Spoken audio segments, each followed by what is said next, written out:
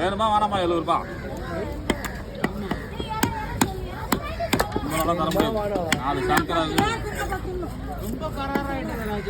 இல்ல எனக்கு வந்த மீன் நான் 70 ரூபா அவங்களுக்கு விட்டு கொடுக்குறேன். அதை பேச மாட்டேங்கிறீங்க நீங்க. நான் வெட்டவே வந்த மீன் அவங்க வாங்கி விட்டாங்க வழி கட்டாயமா.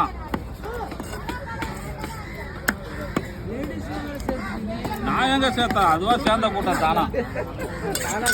தானா சேர்ந்த கூட்டம் அது நம்ம ஒண்ணும் பண்ண முடியாது. ஓகேவா?